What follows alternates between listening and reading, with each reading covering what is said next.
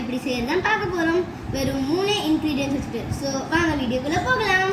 First ஒரு mixie எடுத்துட்டு அதில் வந்துட்டு ஒரே பிஸ்கட்ஸ் எல்லாம் உடச்சி போட்டுக்கலாம்.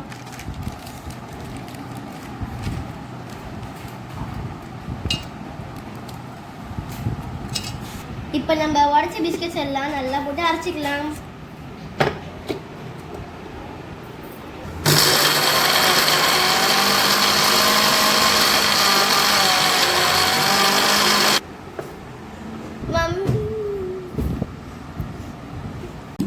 ஸோ இதை மாதிரி நல்லா பவுடராக அரைச்சிக்கோங்க.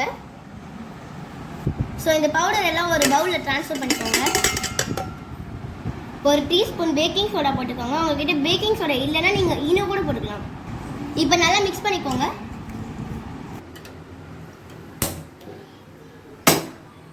ஸோ இப்போ வந்துட்டு பால் எடுத்து நல்லா காய்ச்சிக்கலாம்.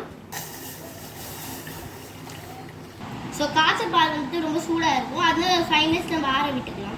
காய்ச்சின பாலை வடிகட்டி வச்சுட்டு பவுடரில் ஊற்றிக்கலாம். ஸோ இதை மாதிரி நல்லா நீங்கள் வந்துட்டு மிக்ஸ் பண்ணிக்கோங்க. நாங்கள் 2 டீஸ்பூன் வந்துட்டு சுகர் ஆட் பண்ணிக்கிறோம். உங்களுக்கு வேணும்னா நீங்கள் ஆட் பண்ணிக்கலாம்.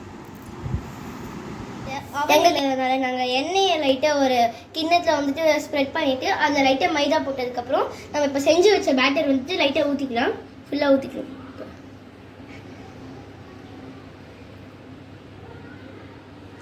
ஸோ இது மாதிரி நல்லா ஊற்றிக்கோங்க. ஸோ இப்போ வந்துட்டு நம்ம இது பேட்டர் ஊற்றினதுக்கப்புறம் இந்த மாதிரி டேப் பண்ணிக்கோங்க. அப்போ தான் ஏர் பபிள்ஸ் எல்லாம் வந்துட்டு உள்ளே வந்துட்டு செட்டில் ஆகும். ஸோ நல்லா டேப் பண்ணிக்கோங்க இந்த மாதிரி. ஸோ இப்போ ஒரு குக்கர் எடுத்து வச்சுக்கலாம். அதில் வந்துட்டு நம்ம செஞ்சு வச்ச பேட்டர் வந்துட்டு கரெக்டாக வச்சுக்கலாம். ஸோ இப்போ இந்த குக்கர் வந்துட்டு 1 to 1.5 hour வந்துட்டு நீங்கள் கொஞ்சம் வேக விடுங்க. அப்போ தான் வந்துட்டு கேக் நல்லா பேக் ஆகும். ஸோ இப்போ வந்துட்டு டைம் ஆயிடுச்சு. ஸோ 1.5 hour நாங்கள் வச்சு வச்சுருக்கோம். ஸோ 1.5 hourக்கு அப்புறம் நம்ம கேக் எப்படி இருக்குன்னு உங்களுக்கு காமிக்கிறோம். ஸோ நீங்கள் வந்துட்டு கேக் வந்து நல்லா பேக் ஆச்சுன்னா ஒரு கத்தி வெட்டி குட்டி பாருங்கள்.